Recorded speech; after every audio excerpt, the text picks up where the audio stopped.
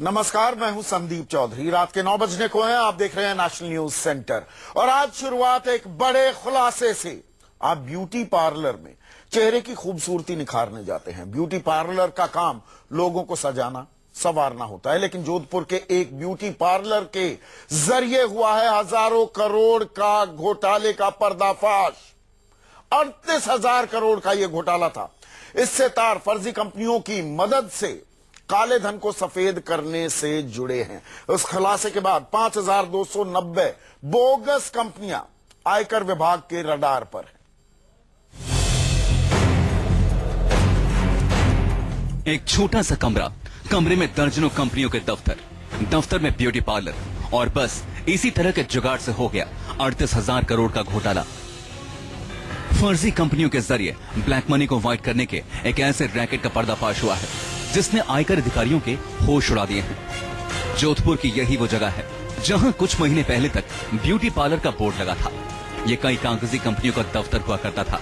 यहाँ बैठने वाला दुकानदार जोधपुर से कोलकाता और मुंबई तक फैले काले धन को सफेद करने वाले एक बड़े सिंडिकेट का मोहरा भर था। 3 कंपनी में मुझे डायरेक्टर बताया गया है और मतलब अब सब निपटारा तो हो चुका है, लेकिन उस वक्त डायरेक्टर बताया गया था, शायद करोड़ों का ट्रांजेक्शन या हजार लाखों में था ट्रांजेक्शन था। तो इनकम टैक्स वाले ने बोला आपका कोई लेना देना नहीं है, चलो छोटा सा मोहरा हो आप तो। जिसने देश भर में 38,000 करोड़ के ब्लैक मनी को पिछले कुछ सालों में ठिकाने लगा दिया। इस सिंडिकेट से जुड़े लोगों ने बोगस कंपनियां बनाई, फिर इन्हें बॉम्बे स्टॉक एक्सचेंज में लिस्टेड किया। इसके बाद पैन नंबर के जरिए पैनी स्टॉक्स यानी 3 से 5 रुपए तक के सस्ते शेयर तैयार किए। फर्जी कंपनियों के शेयरों की कीमत बढ़ाने के लिए 4 बड़े शेयर ब्रोकर्स के प्लेटफॉर्म का इस्तेमाल हुआ। ब्लैक मनी को ठिकाने लगाने के बाद फर्जी कंपनियों के शेयर्स की कीमत वापस 3 से 5 रुपए तक गिरा दी गई। आरोप है कि फर्जी कंपनियों के शेयरों की कीमत 100 गुना से भी ज्यादा बढ़ाने और फिर गिराने के लिए ब्रोकर्स ने नियमों को तोड़ा, बदले में 2% कमीशन लिया।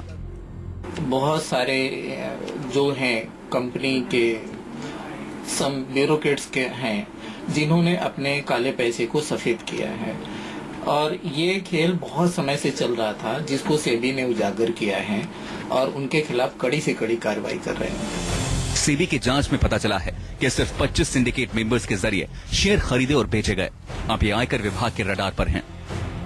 शेयर खरीदने और बेचने के लिए 25 मास्टरमाइंड के सिंडिकेट को 100 रुपए में 10 पैसे का कमीशन मिला।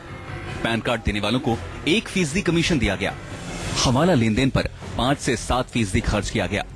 कुल 10% खर्च में 20% तक long term capital gain tax बचाया गया।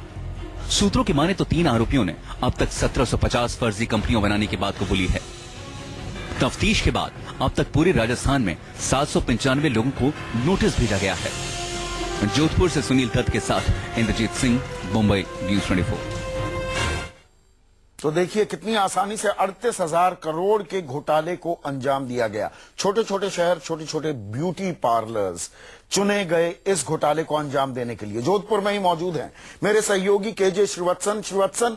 एक और खबर यह भी आ रही है कि वीडीआईएस के जरिए इन्होंने अपने काले धन को उजागर भी कर दिया। 50% टैक्स देकर बाकी पैसा सफेद कर लिया है। तो अब इन पर कार्रवाई कैसे होगी, और होगी तो क्या कार्रवाई होगी?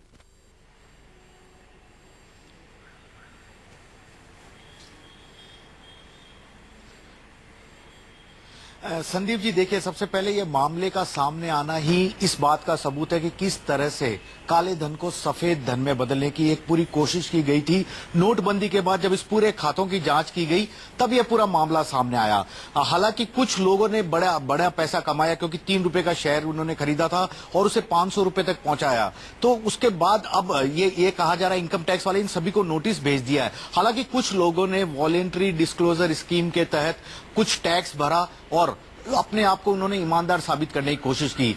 नियमानुसार इनके खिलाफ कोई कार्रवाई नहीं की जाती, लेकिन प्रोसिक्यूशन हो सकता है कि किस तरह उन्होंने इस घपला करने वाले 25 सिंडिकेट्स मेंबर का साथ दिया।